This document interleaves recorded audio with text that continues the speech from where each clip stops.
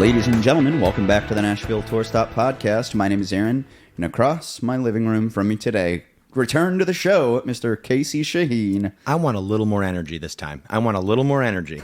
I know you're lounging, but I want a little... Lady! There he is. Welcome to the podcast, buddy. Oh, it's good to be back. Welcome to my house. It's good to be back. It's a great place. It's very small. Yeah, I love it. S-M-O umlaut L. Yeah, very Small. Small. It's a tiny guy. No, but it's great, man. It looks awesome in here. You definitely tell that you love what you do. I would love to not have all of my tour stop stuff up everywhere. I'd love what I do, yeah, but I would also like for this to be away and have my house be an oasis away from work. I get it. Because after I moved out of the office, everything that was there, that my hallway wasn't like that before. Honestly, it looks great. It does look like an office. Like, it really does. It has that, like, radio station feel. Yeah, you're sitting in front of my neon sign. A neon sign in a living room is a flex. Like, it is. You've branded everything down to your living room. Down to the living room. I'm standing, by the way, for the listener, my back is to the wall. I'm on this very comfy couch, by the way, very comfy. But he has a neon sign, the tour stop neon sign in the living room, which, great. Do you have it on all the time, or do you turn it on? I turn it off. Did you turn it on for me? I turn it on for you. I turn it on when I work. It's one of those like psychological, like work is happening now things. But I have left it on before because it gets like, it's very nice with the natural light during the daytime, but at night it's really dark in here. Yeah. That little lamp and the one above my TV and below my TV here is really all the light outside of the kitchen. So that if I need it to be bright, it's on its almost darkest setting right now. It gets super Turn it up. That bad boy starts buzzing. It's going to pick up in the mic. Yeah. So we'll keep it where it's. But Brandon Ellis drove past my house the other day when he was, I think he was going to a party or a rite or something around here, and he drove past when I had it on, and he texted me. He's like, "Do you always have your neon sign on?" Like, no, I do turn it off. But he didn't know which place was mine. That's how I knew when I pulled up. Except that there was the neon sign. That's how I knew when I drove up. I'm like, all right, which one would? Oh, yep, I see it. I see it. It is the indicator of whose house you're about to walk into. I love it. It's a shrine to my work right now. It's a great spot. Floors are great. The color scheme's great. The walls match our shirts that we're always matching for some reason. Yeah, we all have these images of like the places our friends live, and I have it in my head that you live in a jungle. I do have a lot. You live in a jungle. Actually, I'm thinking about that ficus you got right there, and I'm like, man, that bad boy needs to be a little closer to some light. I love that the door's open, the glass door works, but give that bad boy some light. I give it light every morning. Yeah. Whew, that bad boy's gonna start booming. It was. You can see down at the base of it there. I've lost a couple of sprigs. Oh, that's fine. I lost a couple of sprigs that died, but I cut it off, and then it life sprung anew, and it's got a little guy coming out of it right there. It's that time of year. It is that time of year. This is the first plant I've had that hasn't died. Well, I love it. Yeah. I don't know how much water it needs, but let it dry out a little bit. Just a little bit, and then like put your finger in the dirt, let it dry out just enough, and then give some love. Maybe. So you're a plant dad. I'm a plant daddy. How many plants do you have?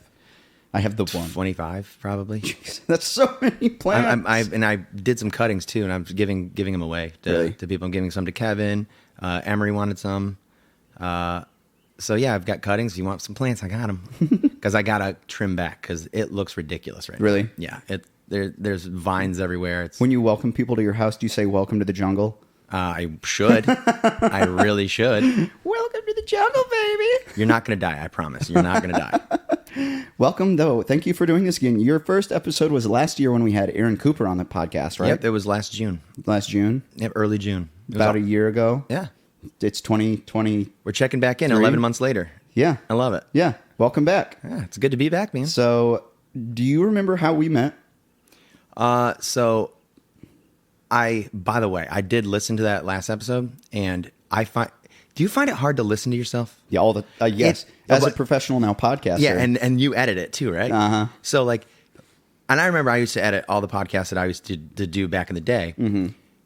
Listening to myself talk is a nightmare. Yep. Because I don't know. My intonation's weird. I'm like, that didn't. And then you hear your voice, and it sounds way different than it does inside your head. And it stinks. But I was listening to it. But I do remember I was listening to the episode. I was cringing through hearing myself talk in the episode. And we did meet when we talked about it on the last episode, which, by the way, guys, go listen to it. It's cringy. Cringe with me. We'll do a cringe along. Cringe, cringe along. A cringe along. The new sing along is the cringe along. The old cringe along. I knew you by reputation through like Belcourt. Mm-hmm. So before COVID, I remember my buddy wanted to get involved in tour stops. So I'd like, yeah, I'll go with you. And so we went to shows, and it was great. And I knew you again by reputation. And then never really introduced myself. Never had a need to, because I was so outside of the music scene. I moved here 13 years ago to like get into music business, and I liked it. Honestly, I just wanted to get away from Michigan, really. But I moved here to like get involved in music, and then I just fell out of love with it and just kind of stayed away. Like it just didn't grab me anymore. I just was, I don't know, lost the mojo, lost the juice. And then saw you at doing what you're doing. I'm like, oh, this is a cool thing. The rounds are good. A hosted round is always better than hosted rounds are always better than the loose songwriters on stage. Man, it's just chaos. Like I hate knowing that it's necessary, because I've gone to those shows that are just, okay, so who's starting? It's weird. Yeah, I went to a show a couple of weeks ago at a venue that shall remain nameless, but the people who showed up to play, I was talking to them. I knew a couple of them. My friends were playing, and then I talked to a couple more people, and they're like, oh, yeah, we're playing now also. I was like, uh-oh. And whoever was in charge, booked 6 people to play a 4-person round. And there was nobody there in charge to say what had happened. I saw it. You need a lifeguard. Well, I think that's funny, too. And I'm going to give you all the credit in the world. We're going to get back to how we met. I'm going to give you all the credit in the world, by the way, for the hosted round, the way that you've really dialed it in, and the way that you really manage things really well. And for those of you who are listening, if you ever get to see Aaron's spreadsheet, that thing is chaos. And it's a work of art. Like it's a work of art. It's beautiful. Like, and I love it. I was looking at it last night, and I'm like, God, I want to learn conditional formatting so bad. Like, I do everything manually on Excel or on sheets because I'm dumb and I don't have time to figure things out. Conditional formatting changed my life. That's the name of this episode. But it's crazy. So the hosted round is, but I think about it as like someone who works in a bar and and books the music. Who in their right mind would just give someone the free reign to entertain their bar patrons without any sort of format or any oversight? It's just like, I guess we're just here doing this thing now while you guys are also doing this thing that you didn't ask for. It's Nashville, so like you can expect it. But they didn't technically ask for us to play. They didn't technically come to see anything. So it's like, meet them somewhere, meet them halfway. So I always think it's crazy when there's an unmediated round, which is like, it's like children being unsupervised at a Toys R Us. It's terrible. We're just loose. It's terrible, and it makes me uncomfortable. And maybe it's because I just have an obsession with structure. And people can feel that uncomfortableness even when nobody's talking about it. If you see the songwriters don't know what's going on, then you feel like, is something supposed to be happening right now? Is there something wrong? That tension doesn't go away. No. And it's actually the reason that I do the sound checks that I do. Like the reason that I care so much about sound and how they sound. Because my whole thing is, and I was telling this to Tori Grace, love it when I can get Tori in. Shout out TG. Shout out, miss you. I told her, like, Tori, you look fantastic. My job is to make you sound as good as you look. Love that.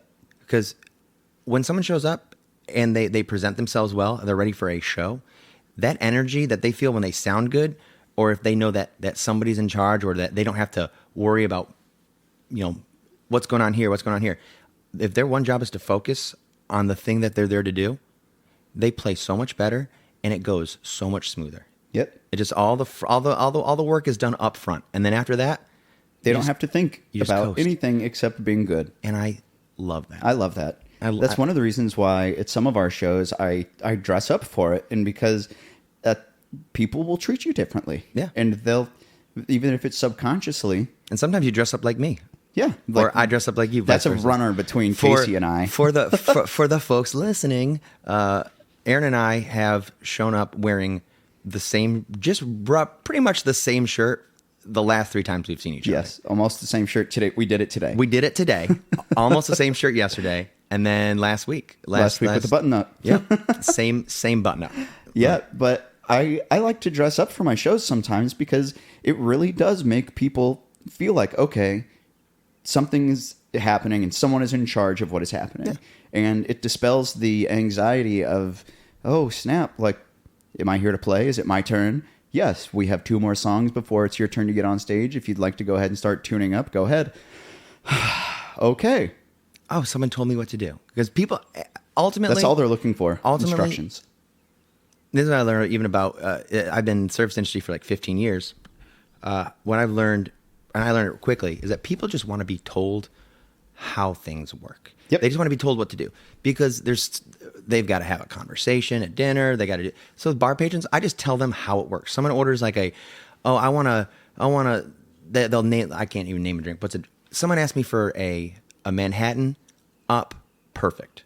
And I go, huh? I'm a bartender. I've never heard someone call it something perfect before. I'm like, yeah, I make a pretty good Manhattan, but why do you say perfect? What are those? I don't know what those qualifier words mean. I go, how about you just tell me that you want a Manhattan with Basil Hayden, and it's going to be with sweet vermouth and dry vermouth. Half sweet, half dry vermouth. Don't call it perfect. Tell me what's in it.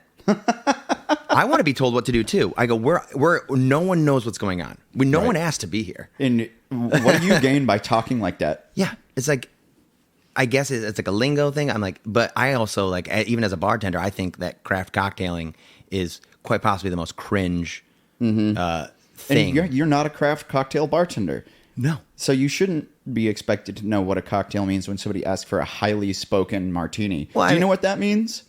No. No, I don't. I've heard somebody order a highly spoken martini. I was like, I don't think that's I think someone played a joke on you and you believed it, and now you're ordering a drink. Yeah, what bar had that on their signature cocktail menu that you decided to that now you're putting it on me? Like, why? Like, I've joked about making a cocktail menu that has our friends' names on it. Like, the Becca is a gin and tonic, and then it says with moon emojis. I love that. And, like, obviously people are going to know that's a joke, but if you put other terminology into it, some people really are going to think that it's real. It's obnoxious. So again, people just want to be told what to do. Musicians want to be told what to do. I know you guys want to be told what to do because you play better. And if you don't want to be told what to do, maybe you should reconsider think about the best times you played. You just kind of went along with it. You guys are there to perform. I know, at least in my room, I'm setting them up for success a month before by looking at like who's going to be so working in the hotel. For those of you, tell people where you work and what you do. I haven't even gotten to that. Talk about that. We're just going. We just went right into it. Cooking, baby.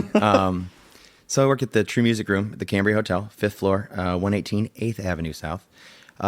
Say the 5th floor, we got a pool. It's a great, awesome room that's open. I mean, it's open year round, but we also have, but it's more in the summer. So like, who's going to be in house? Like, is it pool season? Is it this? I'm doing all that work ahead of time and going through all the forms that I have from our office, and I have all of it, occupancy, and is it going to be busy this day? Who am I going to set up for a bit? Like, because ultimately my job as a booker is sell drinks, butts and seats, drinks in hand. It just translates to money in my pocket as a bartender.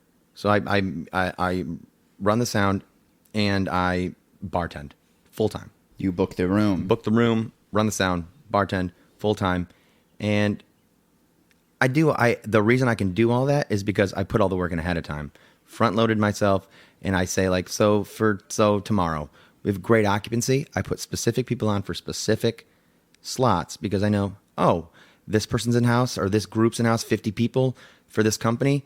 They don't have anything on their agenda. I look at their itinerary, their company itinerary a month out, and I'm like, they don't have anything that night.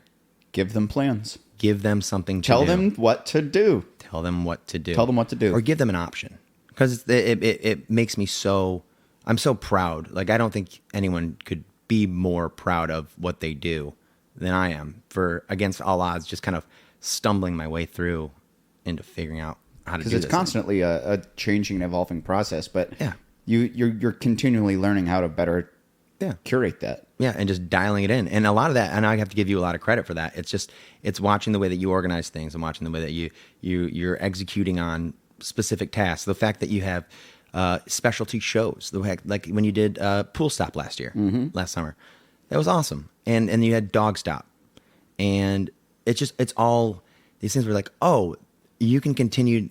It's never done. The job's never done. But once you get to cruising altitude, you can kind of have a little bit of fun. Yeah, and I never did themed shows before. And it's because I needed to figure out just how do I run a regular thing? Because I also didn't want it to become like, oh, I do theme shows. I'm a theme show person. It's like, no, this is the timeline, and then there can be little deviations to it, but it all returns to that same format. And that's why it's cool to be able to do those fun things, because then it does make it special for your friends and the regulars. Like, oh, cool, there's something different happening this time. Yeah. An all piano themed show, cool. Piano Stop, great. It was fun. Sean Livingston doing Journey, always the best. Always, and it's never not the best. By the way, I got to tell you. So Sean Livingston, shout out. He played the other day. It was a pretty slow room, but Sean got up on stage and he's just goofing. His crowd work is unmatched. He's just funny. I mean, he's funny. He's a funny dude. Just funny. So he goes. He gets back in from his trip to Chicago. He played in Chicago, and he's like, I just got back from Chicago and I just bought Tom Jones tickets so I could really use the money. And he goes, and then someone, I can't remember how it transpired, but I do know exactly what happened right here. He goes, I guess I could play some Tom Jones. And Chris Myers, shout out Chris Myers, goes, play What's New Pussycat. And he goes, I'm not playing What's New Pussycat. You know what? Actually, I'll play it for $50. So I look over at Kevin Lashansky, fellow bartender. Shout out, Kevin. We're giving shout outs. Shout out, Kev. We're giving shout outs. Special K. He looks over and he goes, well, he puts his hands up in the air, just the way he does. He goes, well, and I go, all right, ladies and gentlemen, you heard the man. We're starting a pool. And so we pulled $50 and he played What's New Pussycat. That's great. There might have been 10 people in the room. That's hilarious. But amongst them, we found $50 for him to play What's New Pussycat. And you know what, Sean?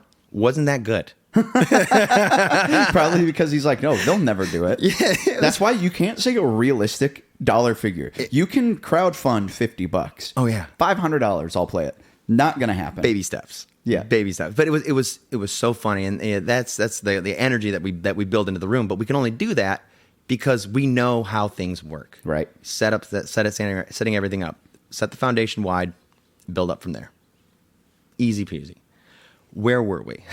Man, we got derailed. We're only 20 minutes in, and we were like, we're 20 minutes in? Yeah. We really kind of just lost ourselves in that. I love that. Yeah. That's one of the reasons why you and I are buds, is because our conversations just ebb and flow, and there's really never any like, oh, this is the destination of the conversation. Yeah. We just kind of freewheel it. Yeah. Just drive down the interstate and put your hands in the air. Well, at a certain time of night, it's especially me just telling you, here's the thing, man. I love you. Number of times we've gone to Neighbors after a show, and I'm just stayed late. You left before me last night. I did. Which I was not expecting you to leave before me. I knew I had to be here, so I was like, oh. So that shows you how much I give a shit about you. So. I appreciate that, buddy. No, I had a haircut this morning, and I was up early, and I told myself I wasn't gonna drink last night, but. I was at the bar talking to a girl when you left. You were. Uh-huh. You were. But I came to realize later that she's a girlfriend of a friend of mine. I was like, oh. Nice. I'm going to go. Yeah. That's kind of how it's been lately. Yeah, there's been a lot of that lately. Lot of that happening. So you moved here 13 years ago. 13 years ago. From where? From Michigan. Lansing, Michigan. The old mitten. Where in the mitten of Michigan did you come from? Right in the dead center. Right in the palm? Mm-hmm. Right in the palm. Right in the palm of Michigan. Yep. And yeah, I moved here when I was 20, just kind of on a whim. Not really on a whim so much. I mean, I was in a band, and I really... What did you play? I played guitar. Well, I mean, in that band, I played guitar and I sang. Cool. Yeah, and it was fun. We had a really good time, but I realized that maybe it wasn't the thing that I wanted to do is perform, because I liked every show that we played, and I loved the writing, and I loved recording, and it was fun. And if I ever get drunk enough, I'll send you I mean, it's recorded well, but it's cringe. And I loved playing, but I realized that as I started booking more shows and getting onto cool runs, and I looked forward less and less to the performance and more to like the shakedown at the end of the Right. Where's my money? I sold the tickets. I met your criteria. Where's the money? And I liked that aspect of the networking and getting people excited about being somewhere, giving them something to do. That's something that I've now looking back kind of through that lens. All of the bands and acts I've ever been part of, I was always the one doing all of the show booking. I always sent the emails. I always talked to the concert promoters. And I was like, I loved playing in my bands, but it now makes way more sense to me why I love doing this. And it's because even when I was 17, I was excited to schedule the thing. Yeah. And I never thought about it that way. But my first music industry job was as an intern for a concert promoter at a venue in Missouri. That was my first music industry job when I was 17. 17. So you're how old now? 29. 29. There you go. 12 years ago. 12 years ago, I had my first industry job. And I mean, my job was hanging flyers and stuff like that, cleaning the office. But every now and then I'd say, hey, so why do you book bands? Why do you pick them over those people? And every now and then they'd say, well, this band's routing through our city tonight and their fans haven't been able to come to our venue, and they have criteria of why they like to book bands. And now I have my criteria. And I think that's the point of the podcast we wanted to talk about. 30 minutes in, 22 minutes in? 22 minutes in. Well, those last 2 minutes, made it. Those last 2 minutes, long, actually. Those were long. We got a lot done in 2 minutes. So that's a nice segue into one of our very rare actual topic episodes. Whoa.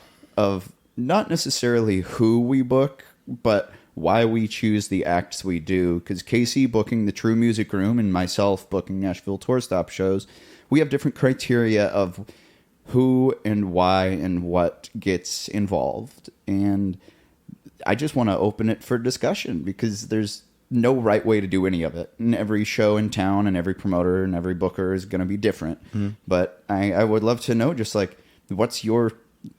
how do you start when somebody says, hey, I want to play? What's your ground zero opener? My ground zero opener is starting from just foundationally.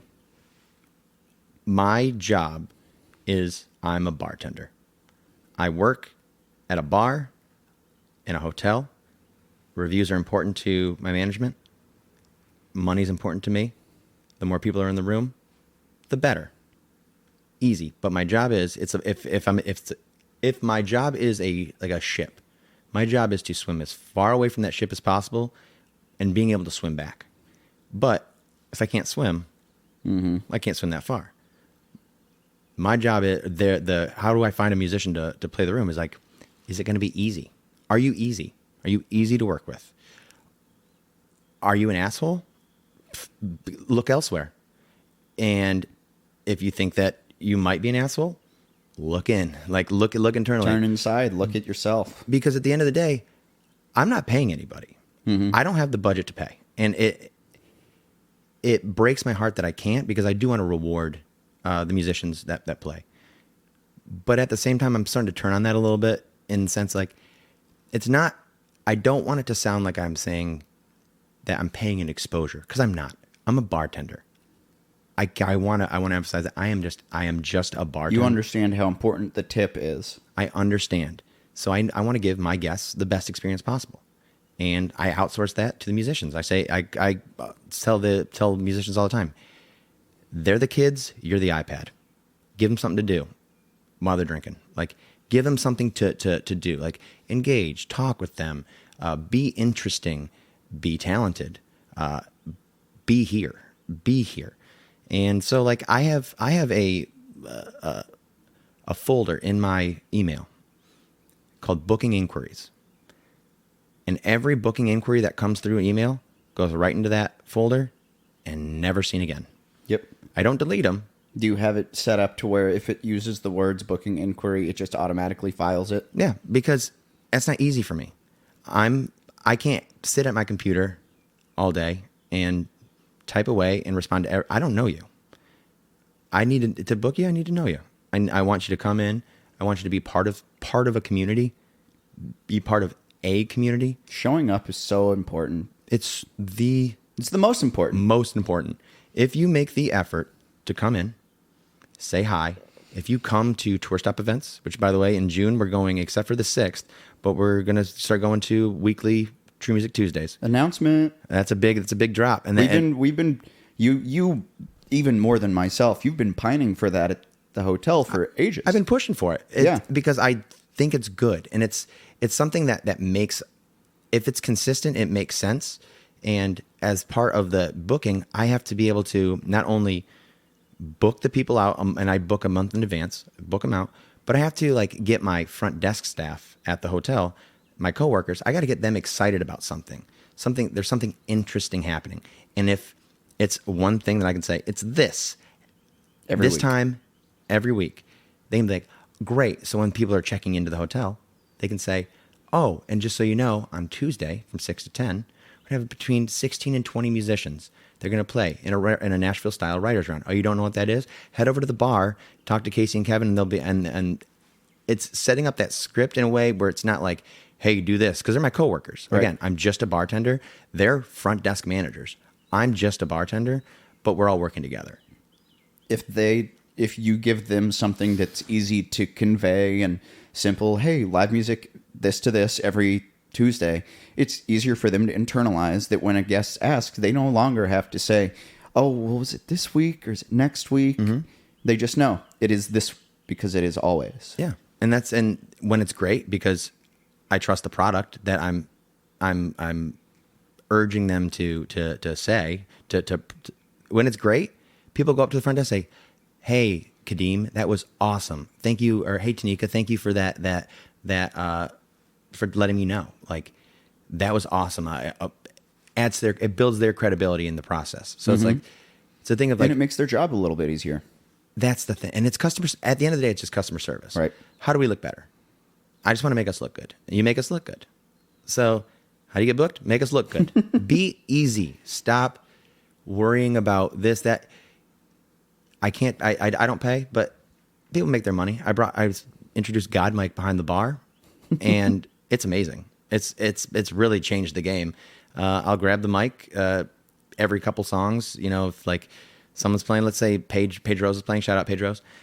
Paige is playing. Go, ladies and gentlemen of the True Music Room. This is Casey and Kevin behind the bar, just checking in to let you know that Paige Rose is playing for your tips and I have the microphone in my hand. Yeah, you're talking into a microphone, but you have a ghost microphone in your hand. It's hilarious. Yeah, it's like Paige is playing for your tips and your tips alone this evening. She's got a great Venmo site. She's got great originals. She is a human jukebox. She's got. It's a script. We have a little fun. I like to have fun. Like, if you have a couple extra shekels jingling around in your pocket, go ahead, toss them in that tip jar up there. And while you're up there, you know, Andrew Marshall has hats for sale.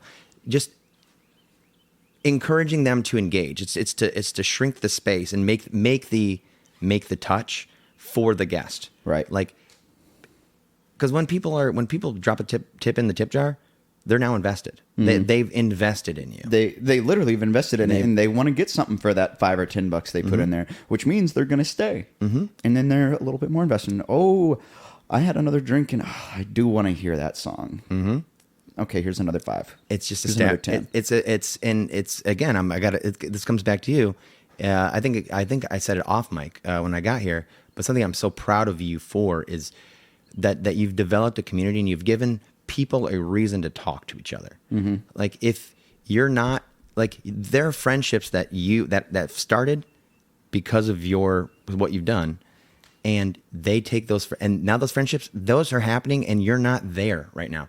Those friendships are in progress, and they're working. People are hanging out right now. 4 of our best friends are dating because they met at our shows. Like Sean and Becca and Paige and Brandon, they met at our stuff. It's awesome. And it's that thing. So, like, if you're not there, those things are still happening. That's important. Mm-hmm. It's so important. Creating lasting relationships is one of the things that I love to do. Yeah. It's more than just good music. And sure, the music has to be part of it. It shouldn't be all of it, though. Yeah. It should be a conduit to, like, this is what I do, but then also out of the 1 to 3 or however many hours I'm on stage, there's still 20 more hours in the day that I get to just be Aaron. Mm-hmm. And why the heck wouldn't I want to spend it with my friends? Yeah.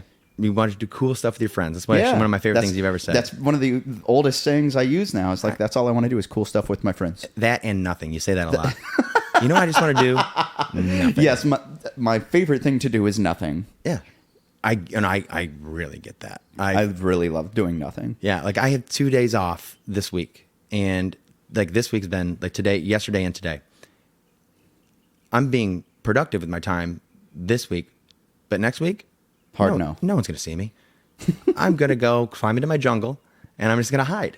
I'm just gonna hide. Like I feel like that's one of the things that's changed most about my adult life, because I'm almost 30 now, and I remember being 23 and 24, fresh into Nashville. All I wanted to do was go hit up the bars, go try to talk to girls, go have another drink, go to another show, play some pool, play some darts. I'm tired. Mm-hmm. I really value my time away from crowds and loud and busy. It's nice to take a break. That's actually perfect advice too, I think, for a musician, like to get booked on a show. It's like, and again, we were saying it off mic earlier, but the songs, while they are important and while they are your job, and remember, it is your job. It is a job, and it should be treated like a job. This is your job. If it's not, and if you don't treat it like a job, if you're not taking it as seriously as someone else, and then when I say seriously, I don't mean like no humor in it. And when I say like seriously, when you're putting effort and you're constantly building, those songs, while important, are just the ticket to the show. Mm-hmm. You don't have to write songs. You don't have to write good songs. You just need to show up, and you're networking. That's what when you're. And I hate the word networking. Like it sounds like a dirty word. Yeah, it sounds dirty because like it's got a pejorative connotation attached to it. What can I get for you? Let's call it relationship building. And this just sounds like HR talk. But but down to brass tacks, what you're doing is you're developing and investing in people. Like if you're at a show and someone is, like, for instance, you're gonna go meet a dog that you're gonna adopt today, right? I'm gonna check in on your dog all the time. Yep. I can't wait to find out what you name her, which, by the way, we're going to save that reveal. I'm going to let you reveal that one, because that's going to be a good one, because he's down to some good names. He's down some good names. But I'm going to check in on you. I'm going to ask you how you're doing. Oh, hey, I know that you were feeling sick the other day. How you doing? Little things like that. And people, we look at it as like, oh, I'm making friends. But you can also look at it from that networking lens of, oh, I made a fan. Yeah. And it's okay. Tour stop, we have hundreds of... I call them, they're my friends. They are my friends. Mm-hmm. Sure, they are also fans of this product, of this brand, but the two aren't mutually exclusive. I have people who are just my friends, and I have people who are only a fan of the show, but most of them are both. Yeah. And people are so concerned with, oh, I got to make a fan. I've got to sell a hat. Why don't you go make friends with that guy, hang out with him, and then he's going to want your stuff. You're wearing Emery Adeline's hat. I know. Yeah, the Sad Girl Country Club. We just had our takeover it's such a good with hat. them. Actually, I have to check in with Kevin Lashansky if he's wearing it, because I'm like, we can't wear the same hat. He goes, can't wear the same hat. We're repping it. I'm like, I know, but it's like, it's a fit. I mean, this is a statement hat. This hat that is a statement hat. Rules. Like it's fantastic. Because if you're both wearing it tonight, people are going to say, is this part of the hotel? Is this a thing? Is this a thing? Are we? which great brand, but it's not right for the room. Like it's not right in the circumstance. Like, and I think about that too with booking musicians. This is the important part. Is the room? It's not that, like, so there are people that, like, they'll ask to get booked, but they're not showing up. They're not there to support friends. They don't show up on a Thursday when they're not playing, when there's no event. Come hang out and see what's going on. Feel the room, because I have a feel for you. I know the room intimately, like very well. Like I'm there early and I'm there late. Like I come in early, I stay late all the time, to either run cables or clean the stage and make it look presentable. And it's also like, I know how it operates. I know that I'm not there tonight, but I know that there's two people that are playing, and I'm completely comfortable with the fact that I'm not going to be there, because there's systems. You know that it's ready. I know that when you come in and say, I want to play, it's like, okay, but do you know what you're getting into? Is the room right for you? That's actually one of the bonus episodes on our Patreon, is booking the right gig. Yeah. Because all musicians want to play. I want to play every gig I can. I want to play every Nashville venue. If I don't know that you have a Patreon, who How? I didn't know you had to pay. Well, I guess I did, but I didn't realize that you're doing bonus episodes. Yep, we only have the bonus episodes on our Patreon, but we promote it on the podcast. Well, you want to promote your Patreon right now? This moment? Please join our Patreon and get bonus content. There we go. But we have this bonus episode that's about booking the right gigs, and musicians are so hyper-focused in town on playing as much as possible. And one of the stats in that episode, I don't want to give it away, but it's that not every room is made to be played by every musician. And it's good that that's that way. Mm-hmm. Hugh G, our podcast with him came out a few weeks ago, and love him to death. He has sold out 2 of my shows. He's a killer artist. He's a hip-hop guy. Great energy, and too. he shouldn't play at some venues because the people who are in the room might not want to hear hip-hop. Yeah, it's not right. Yeah, and you have to book the right gigs. Yeah, sometimes people don't want country. Sometimes people don't want, and I'll use Sean Livingston as an example. There was a while when he's like, I just got to get more covers in my set, more country covers in my set, and then I'll play. I'm like, you don't, because Sean, even before I was booking him, was there, dating Becca. Even before that, was there. He was there, and he said he understood the nature of the room, and he understood it. He was like, I need more. I go, dude, you don't need country songs. You don't. He's not a country singer. I go, that 12 by 25 foot stage is your office for the next 2 hours. I go, whenever I book you, whatever you want to do, you do. I go, your job is just to remember that the one stipulation is we're all here to sell drinks. You're selling you, I'm selling you, we're selling drinks. That's how we keep the drinks is what keeps the right. thing in motion. And then the sweat I've equity. Made a joke before that most venue owners or bar owners don't care who's on stage as long as they're selling booze. And that's mostly true, partly false, because you want to have good people and good music. But if Dancing Monkeys were on stage and they sold drinks, you'd have Dancing Monkeys on stage because they sold drinks. There's always something. That's it. There's always something. Music's wallpaper in this town, and music is wallpaper. I've never heard that. But that's a great point. It's everywhere. What they say, Nashville's a you almost don't even see it. Yeah, it's because it's so ubiquitous, and it's really funny. Like when people come here, they're like, it's everywhere, and I see tourists. I literally make I spend most of my time with tourists, which is a good thing and a bad thing. Sometimes it feels like Groundhog Day. You kind of say the same thing over and over again, and it's hard to develop a really long-lasting relationship. But with the right musician, you build those lasting relationships where they have your number, they get the musician's number. All of a sudden, I got a guy that just booked 2 of my musicians to go to Vegas. That's great. So they're going to go, and it's all expenses paid, and they're playing a birthday party in Vegas. And one of the bands that Tour Stop booked, they haven't announced it yet, but they play and they rock, and they're brothers together, but they got a 32-city tour on a Tour Stop recommendation. It's the best.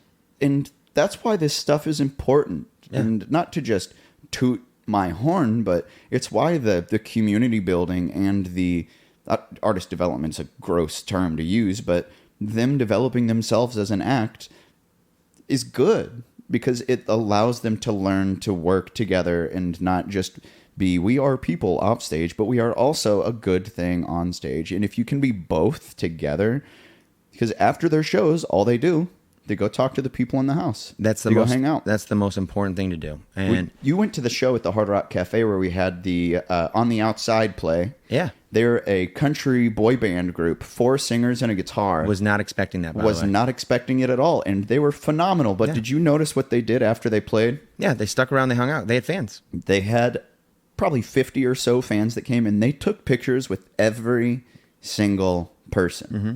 And honestly, outside of that, they had a manager. That's the first time I've worked with a manager who was so on top of it.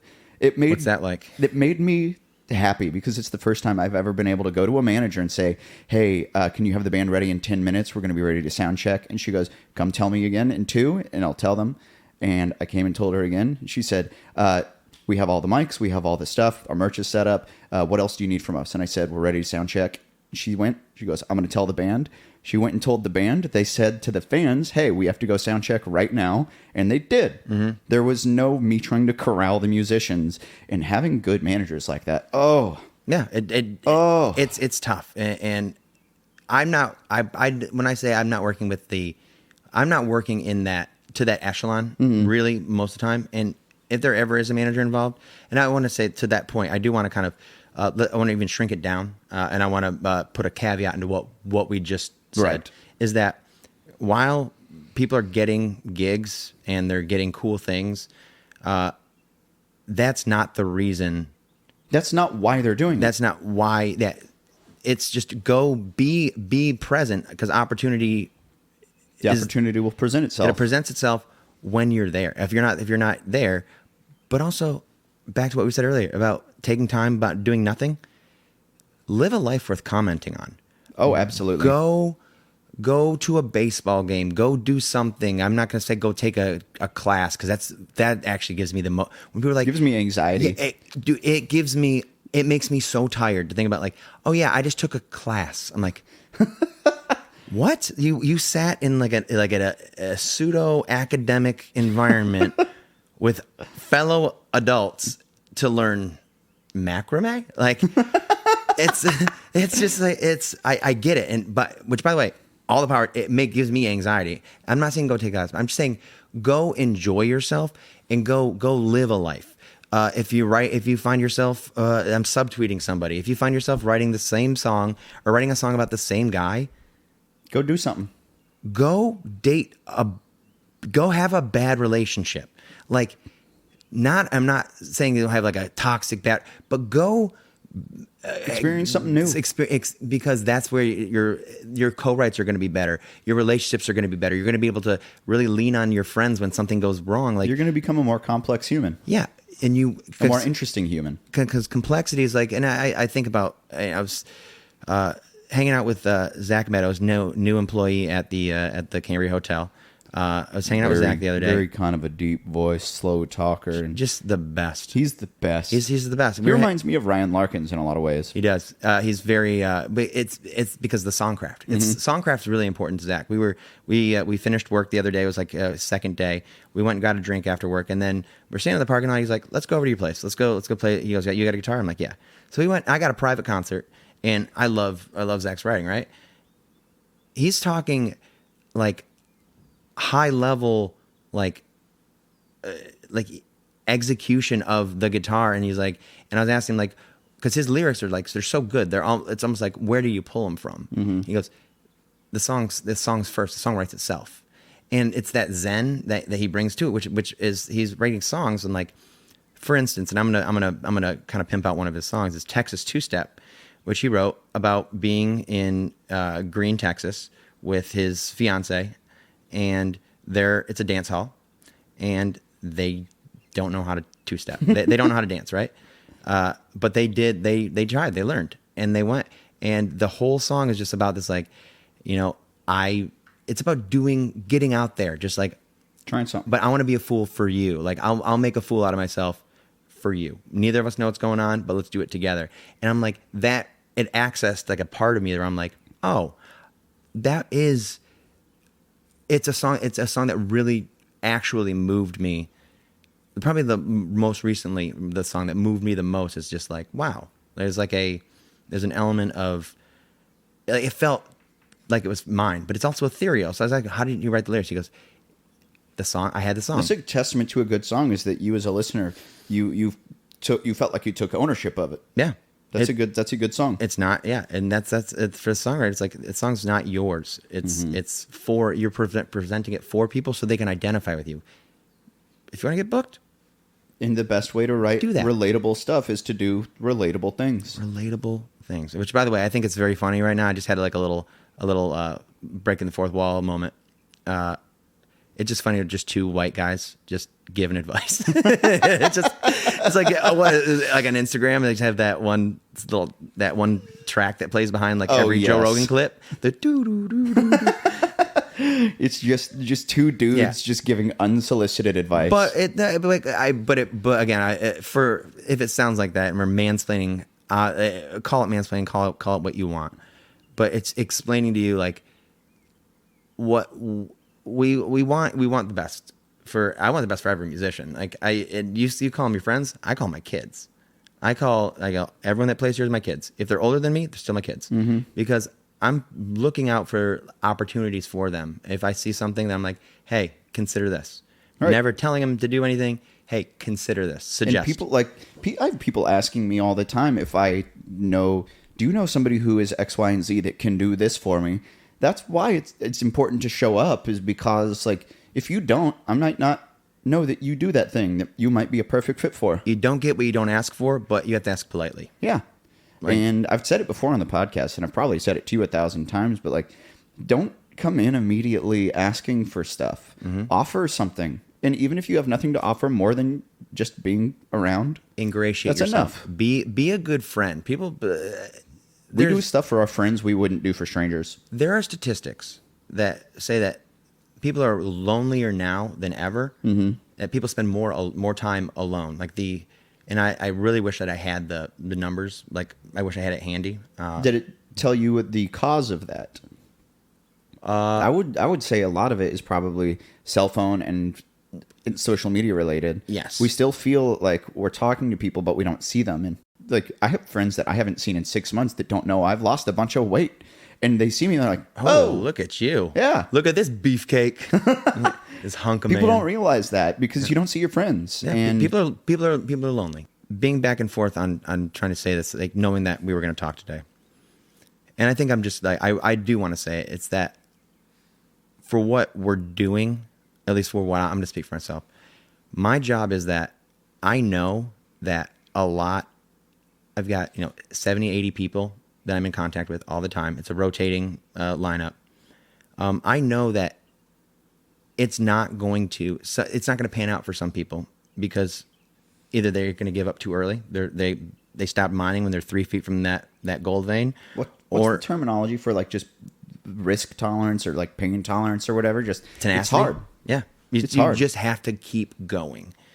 And I know that like if, God forbid, if statistically speaking, it probably will happen for some, but if it doesn't work out for them, like let's say someone quits music tomorrow, 5 years down the road, I want them to be able to look back and say, oh, somebody really gave a shit about me. Like while I was pursuing the craziest, hardest, most absurd thing in the most absurd business in the world, somebody really cared. Like that's what I call it. Like it's almost risk aversion insurance. Mm-hmm. I want I like that. I want them to, regret aversion insurance. I want to, like, cause it's leading. I hate to say like sound woo woo, but it's like leading with love. It's like, no, I really genuinely care about you. I believe in you.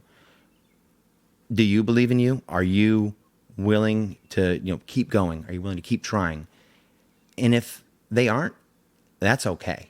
It's fine.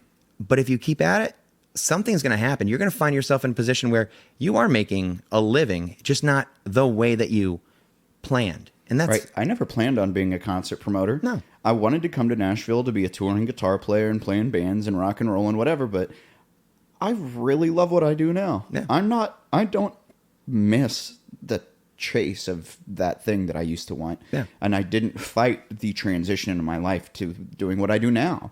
And it's okay to change your goals. Because I forget who I was talking to. One of my friends is moving to New York. And it stinks to know my friend is leaving, but they were trying to figure out, like, why do I feel sad about leaving Nashville? And it's like, not because you're giving up. You're just changing your goals. And that's okay. The goal that you came to Nashville didn't sit with you like you thought it would. Like, that's why you came here. You wanted to be in a band or whatever, and you decided it wasn't right. Yeah. I wanted to be involved in the music industry, and I felt completely out of it. I worked at Dick's Last Resort for 8 years. All I did was just talk shit to tourists. Mm-hmm. And find out. You were working at Buffalo's, right? And I was working at Dick's. And then I worked at Buffalo's for a little bit when I got fired from Dick's for being too good at my job. But then I got rehired. It was fine. It was a misunderstanding. But I fell out of it. And then the only reason that I do this now is because there was an opportunity to work at a bar with a friend. You kind of rediscovered the enjoyment. Yeah, I wanted to work with Kevin because I dated Kevin's roommate, and she and I were together for a year and a half, and I probably, admittedly, I probably stuck around in that relationship a little bit too long because I liked hanging out at the end of the night with Kev. Like, it's my buddy, so I got an opportunity He's to probably work. one of your best friends now. Absolutely, and I got the opportunity to work with my friend, and that was awesome. And then I saw an opportunity there, and I go, oh, the music is fine the way it is. And before I started booking, I started booking about 2 years ago. Been there about 2.5, a little over 2.5. But the music was fine, but it wasn't satisfactory to like the revenue that I wanted to make for myself. So I said, okay, I took over. And I was like, hey, and I found my way, and I politely asked them, I'd like to, book the room. Or I found out that I was like, and the opportunity struck, and I was able to do it. And so I started, okay, what's the plan? I'd been thinking about it for 6 months prior to that. And I'm like, okay, what are we doing? So I started booking musicians, and I started meeting more people. And then next thing I know, I'm a bartender that books a room, and a pretty cool room. Mm-hmm. I didn't know how to do sound before. It really is one of the preeminent songwriter venues in Nashville. I like to think so, but again, I don't want to. It's just a place. Like, it really is. It is just a place, and it's the people there that make it. If it would just be another room without you. It would just be another room, and that's fine. And I've made my peace with the impermanence of it, because I remember playing there before you worked there. I know. I played there a couple of times before you worked there, and it was just another place that had a stage. Yep. But now it's like home, and it's like, at least it's my home where I feel like welcome. I want to host you. It's one of my favorite places to do the show because I know you and Kevin and my friends are going to be there. Yeah. It's just comfy. It's comfy. It's a good place. It's a good place to land. It's a good place to try out material. I was telling the guys from Ashes and Arrows the other day. They came in from Asheville, and I'm like, they were looking at their set list, and afterwards I go, guys, it sounded great, and they're like, yeah, dude, it sounded amazing. Which I love. Mixing their sound is super fun because they're so dynamic. 3-part harmonies, great guys, good banter on stage, just excellent musicians. But like I told John, I go, this room's built for you to fail. Like it's not built for you to fail. It's not designed. You have the option to fail. I go, try out new stuff. Mm-hmm. They're talking about like writing and this and that. I'm like, I actively want you to take risks because the stakes are low. The reward is high because you have an attentive room and it's built that way, but you really should be trying to, if it works, break it and use that stage to break it. Break it on stage, try something, try new banter, try this. When people back to Zach's story, whenever I'm like, hey, Zach, play Texas two-step on the God mic. Hey, Zach, play Texas two-step, but tell the story and leave no stone unturned. Tell me the story the way that. Engage. Because if it caught me, it's going to catch someone else. Same with Ryan Larkins has the song "Here for a Reason," with a song about the little boy, his little boy neighbor, Sticky Fingers. I mean, just that song. I heard that song for the first time at the listening room, and it got me too. Yeah, it's so good, and it's that thing of how are you engaging with when they're listening. Are you giving up? I mean, I'm thinking about that, like, in the back of my head as we're talking right now. Are we giving them something to listen to? Is this valuable to their lives? Is it valuable time? Because like, time is a commodity, and there's not a whole lot of it, and somehow it keeps. I keep running out of it. Like, it keeps, and it goes fast. It's like, focus. Do your fail. Try things. How do you get booked anywhere? Don't be an asshole. Fucking focus. I think one of the things that's been most fun for me to tell people about how tour stop shows get booked, and there's a lot of truth to it when I say that I like to book my friends. And it's not because I want to hang out with Sean and Becca every day. I do, but it's because I kind of look at my job as I have to hang out at this place for 4 to 6 hours a night. I love what you're saying. Who do I want to have around? I want to have around people who I like to be around, or who are going to have good songs. How do you negotiate when? Because inevitably, I mean, the it's not even the elephant in the room. It's just not being said. When particularly get along with somebody, or you don't love, because it's all subjective, it's all taste. If you don't love someone's music, like, how do you deal with that? Like, how do you, I guess, work around that? I know you're booking your friends and everything, but what are the days when you... So one of the things I've tried to do is, if I want to work in a new person, for example, I try to look at, like, who would this person be friends with? Like, do I know another, like, kind of spacey, fun, goofy, curly-haired blonde girl who loves Taylor Swift? Probably wants to be friends with Becca.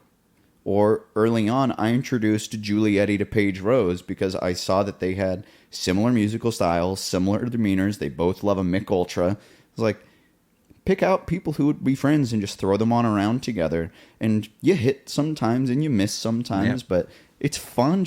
And that goes back to just helping folks make friends. Yeah. And I do have the people who sometimes they push and then they have a weird attitude, or something's just not right, and that's okay. Not everyone is designed to be part of the tour stop world, and there's dozens of worlds within our bubble of Nashville. And if mine's not right, that's okay.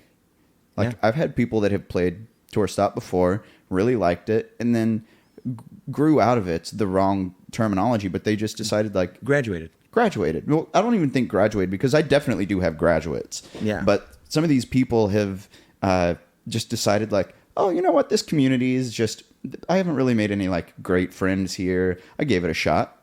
And they just kind of, they transition to another one, and they find that culture that they're looking for, and that's okay. Mm-hmm. So I think Nashville's just about finding that thing that you like. Yeah. Because if you don't like what you're doing, people can tell. It's a 10-year town. You're here for a long time, so you might as well enjoy it. Yeah. Like, work hard, but like, while it's like that same thing. When you're there at a place for 4 to 6 hours, you got to manipulate your environment a little bit so that you can just keep your sanity, because there's a lot to do. Like, on our end, there's a lot to do, a lot of administrative work, a lot of forward thinking. I mean, it's hard to live in the here and now when you're thinking 2 months in advance.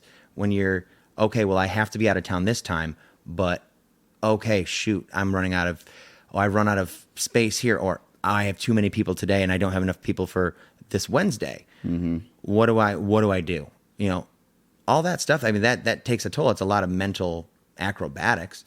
So on top of that, to be present, I mean, it's what you're doing isn't dissimilar to being a bartender, really. It's like you're doing customer service. You have to be attentive to people while also being able to manage an expectation and deliver a service. And it is a song and dance. At the end of the day, it's exhausting. Like, that's tough. Why when we come home, we don't want to do anything. Yeah. Before we started recording, me and Casey were talking about how sometimes we'll leave and drive home in silence. All the time. Or I'll just, like, throw on a podcast that I do not care about, just so I can hear blah, blah, blah, blah, blah, just the background noise. Just the background noise. Doesn't need to be an engaging conversation. Just something that isn't, because I don't really. We were saying it too off mic, and we probably should have just fired these bad boys up when I got here. But I don't even listen to music anymore. I listen to your music. I listen to anyone who's listening. I'm listening to your music, like, because I'm going to shows. Like, if I'm not at work, I'm going to a show. I'm going to go to Whiskey Jam. I'm going to go to Tour Stop. I'm going to go. Where else am I going to go? I'm going to go to Songsmiths. I'm going to go around, because I want to see people in a different environment. Maybe if I've seen them at Tour Stop a bunch and they're playing Bus Call, I'll go see them at Bus Call. I go, let's see your full band at Bus Call. Let's see it. I enjoy that because I don't want to go there sometimes. Mm-hmm. Most times I don't. I want you to see that I'm out and that I'm listening and I care. So, like, people want to see that you're giving to them what they give to you. Yeah, and there's an expectation of, like, we're working hard. I'm working. I mean, I'm off today. I'm gonna have to go home, and I gotta probably dedicate about an hour to the spreadsheet just so I can get ahead of it, because I know that I won't have time until next Tuesday. And once next Tuesday rolls around, something's gonna come up, and I'm gonna have to push it. And at the end of it, by the end of the thing, I'm gonna be down to the wire to book June, and I'll be out of town. So it's like, there's a lot to do, and there's a lot of papers to look at, and like a lot of projections, and I'm like, I'm trying to find the best place for you to end up. I'm trying to put the musician in the best spot, and sometimes it doesn't work. I don't think you aimlessly throw your...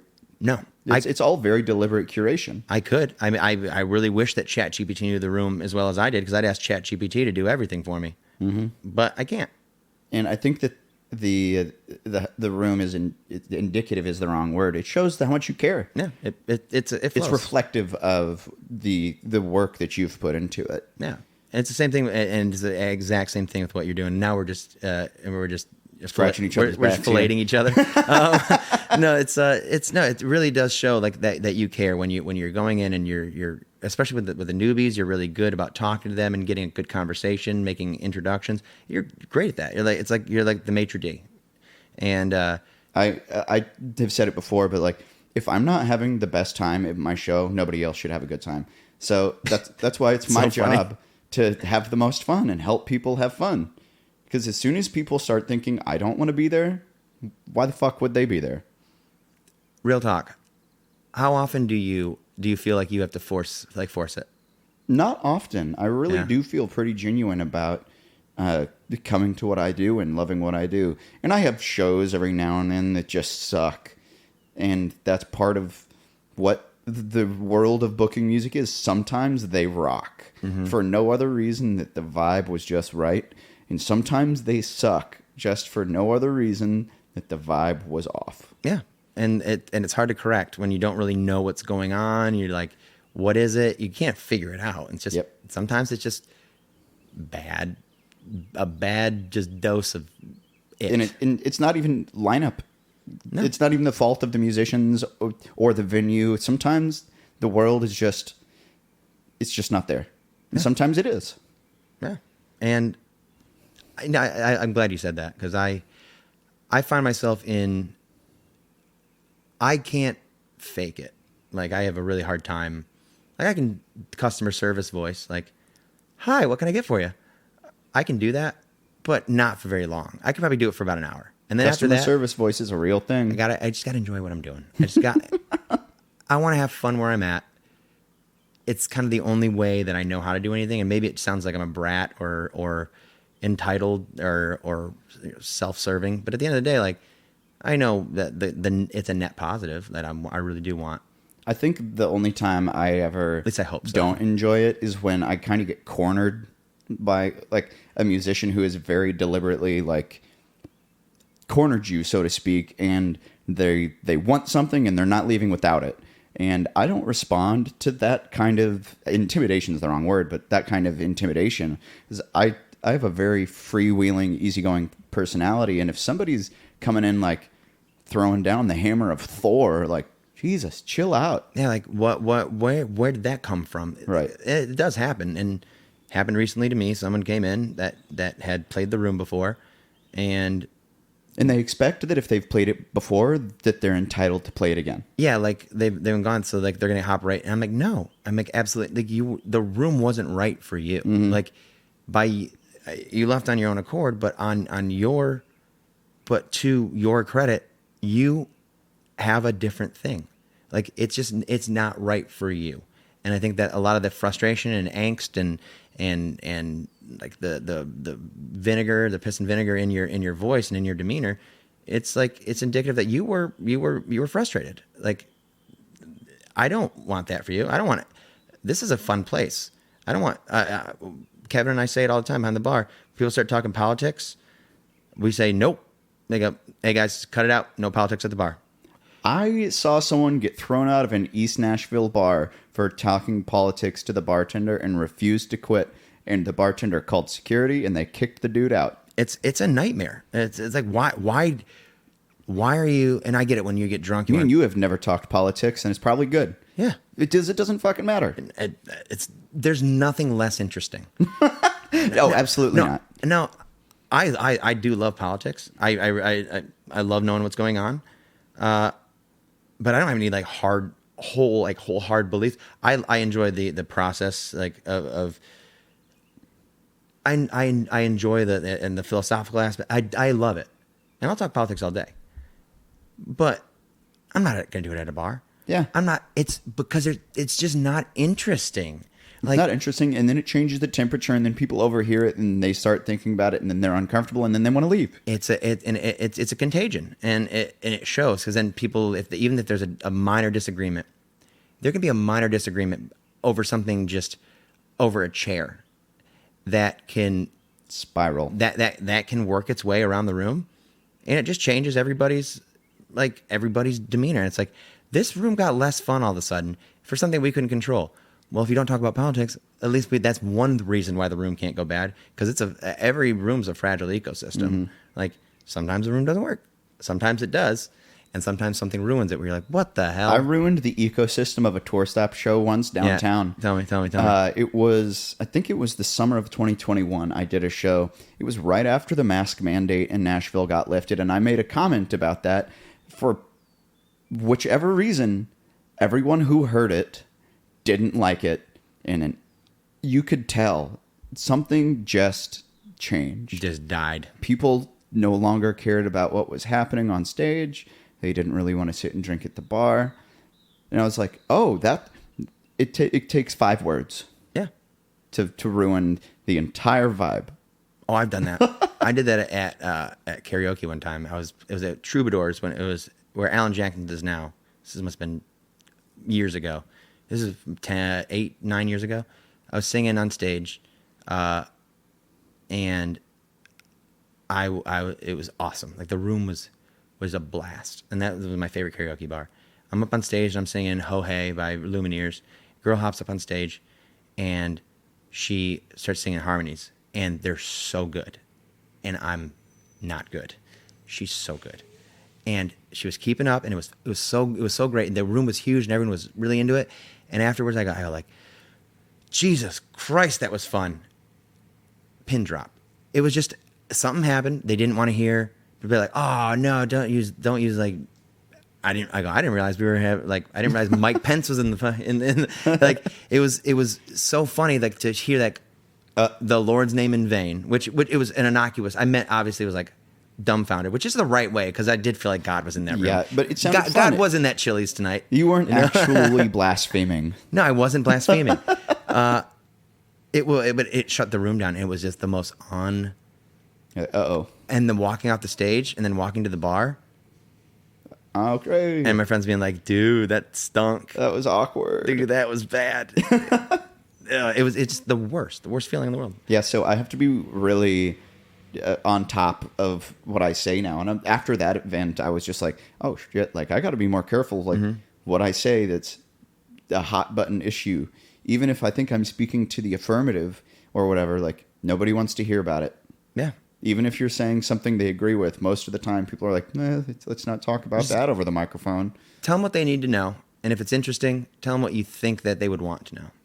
Like, on stage. Like, stage banter is so important to me. Like, as someone who's, like, at shows all the time, I can hear the same song over and over again, and I love it. Everyone has a different interpretation of the song and of a cover, or even like an original. Like, when people do originals, I go, tell me the story. Like, if you have the room, and this is a real nugget that I got from Paige Rose. She goes, one day she asked me, so how do I start? I go, start with something Miranda, get him to lean in. And she goes, oh, human jukebox. And I go, lean in. And so what she was doing is she's like, yep, I was going to start with that. And so she started putting Miranda Lambert in, like, 2 powerful, like, female songs. And then when she had the room, like, leaning in, they were kind of leaning forward. She could just hit him with the uppercut of Whiskey Drinker. And she had the room. And within 3 songs, she absolutely had the room. And I saw her do it. That's cool. And it's just like, what should I start with? And I was kind of fumbling. She goes, I'm going to do Human Jukebox. And I just watched it play out. And it was so... it stuck with me. So that's really my thing, is like, don't start with the original. Do a cover. Even if you don't, because I told, there's people that play the stage that don't play any covers, and that's fine. All originals. I'm like, it's your stage. But if you're looking for success, start with something that they know, get them to trust you. Earn it a little bit. Earn it. Tell them what they want after. And then show them what you're all about. But you gotta coax them in a little bit. And it's the like, ebb and flow there is really nice. and it's easy. It's easier said than done. Right. And I say that as just an observer, not as someone who actively performs. In a sense, I do, because it's customer service. You're always performing in a sense. You're putting on a face to do a job, but it's easier said than done. But having it on the front of your mind you're more likely to act on it, to be more inclined to, hey, yeah, I want to work on my stage. It's so good. Stage talk. It's fun getting to see people also just grow into their performerhood too, because I'm sure you've seen people who you booked them for their first set of the Cambria, and now you get to see that improvement curve. You get to see people who are now like Paige. She's always rocked, but they own the room and they love it, and you get to feel like, they are my babies. They are my kids. Like not because you're coaching them or whatever, but you're just giving them a place to practice. Well, welcome. It's like welcome to the club. Welcome to the club. And being there is the first thing. The only reason that people play is because they're there. They show up. We use the word club, not meaning like you have to be a member. No. But yeah, the club is literally doors open all the time. Anyone's welcome. It's always. like the BK Kids Club back in the 90s. Like, you just got to go to the Burger King and get a bag, and then get a bag of food, go play in the play place, and now you're part of the club. Yep, You're part of the kids club. That's literally it. It's not a club. You're just in, but like, welcome. Like, welcome, be fun. Come sit, come hang. If you don't like it, that's fine.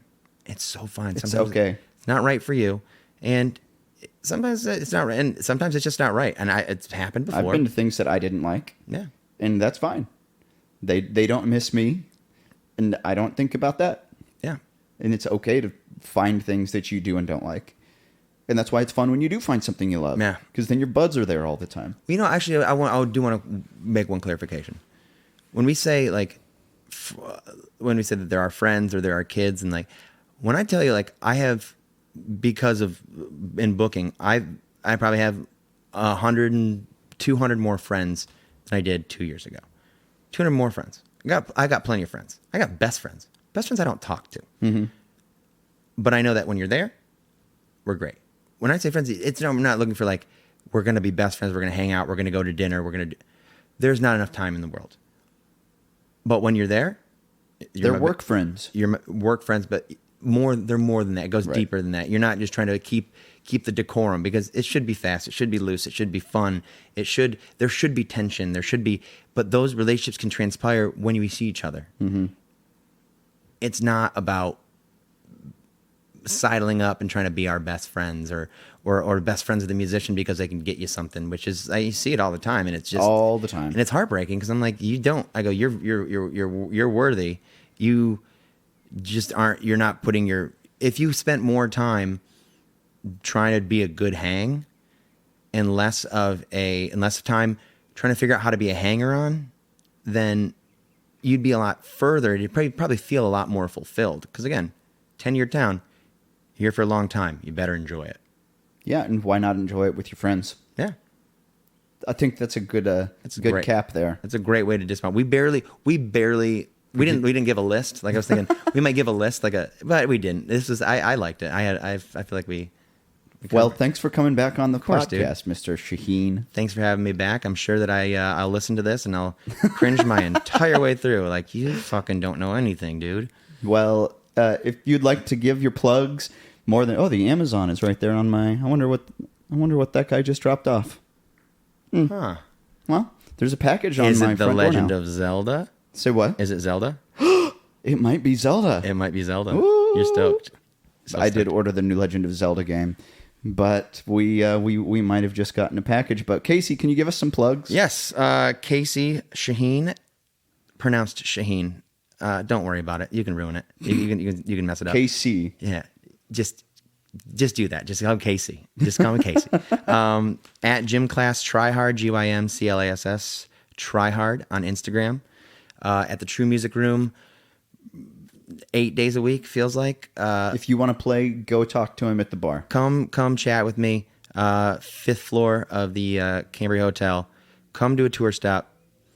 Come do a regular night. Come have a drink. Just vibe. Just all it is. I want more people to come hang out. I really want to build a place for people to come. Just come hang out. Yep. Casey's a good dude. Kevin's a good dude. And now we've got good boy Andrew Marshall and Zach Meadows behind the bar there too. Sir. Yeah, good dudes. Can't forget about Lance. Can't forget about Lance. Dino in the morning. Dino's crushing it in the mornings. Haley. Mm-hmm. We got plenty. We got great staff. Food's great. The food. I hate using the word actually. The food is actually good. Yeah, it's genuinely very good. When you think about hotel food, you're like, that's a pretty shitty burger. No, it's like the food at the Cambria is actually good. We just updated the menu again. I think we just added a quesadilla, which is fun. But it's done well. Everything's done well. It's not just thrown together. We genuinely care because we do. It's a business, and we want put out good stuff. You make money. Yep. And that's at the end of the day. That's what we're doing, guys. If you build it, they will come. That's all we're doing. We're here. Remember, we're here to make money. We're just trying to get a living. Making money's fun. We all wanna pay that rent on time. Yeah. I don't want to be poor anymore. I don't want to be poor ever. No, it's the worst. Thumbing through the chicken at a Kroger to be like, which one's the cheapest? Man, that is a tough one. It's like 33 cents, and you're like, yep. Ooh. Well, looks like I do need that one. Oh, shit. Nickel and diming, literally. Literally nickel and diming. Come nickel and dime. Throw your nickels and your dimes at the Cambria Hotel. Come hang out. Come hang out. Aaron, thank you so much. Hotel. I'm proud of you. Very proud of you. Tour Stop will be there on Tuesdays every week starting June the 13th. And it's every other Tuesday in May. So May 3rd? May the 16th will have already happened, but the 30th we have our Casey theme night, actually. And I thank you for that. It's where I booked just all of the people who you already book at the hotel to come hang out all at the same time. Which is awesome because I never get to see them all at the same time. So it's really hard to get our friends together to hang out in this hard. Town, but it's really easy to schedule people to perform. So that's also kind of the way that I look at booking my shows is like I'm literally just helping my friends see each other. Yeah. Just fostering relationships. Yep. Well, you can check us out at NashvilleTourStop.com, getting our full live event calendar. Follow us on your social media platforms at Nashville Tour Stop. We do have the Patreon. Ooh. You can subscribe to the Patreon. We've got different tiered levels you can check out, but you can get started for $5 and get that indie starter pack with a couple of the bonus episodes on how we think we can help. Well, thank you for coming on the pod. Absolutely. Thanks, man. We'll see you again soon. Until the next time, though, do remember that all roads lead right back here to the Nashville Tour Stop.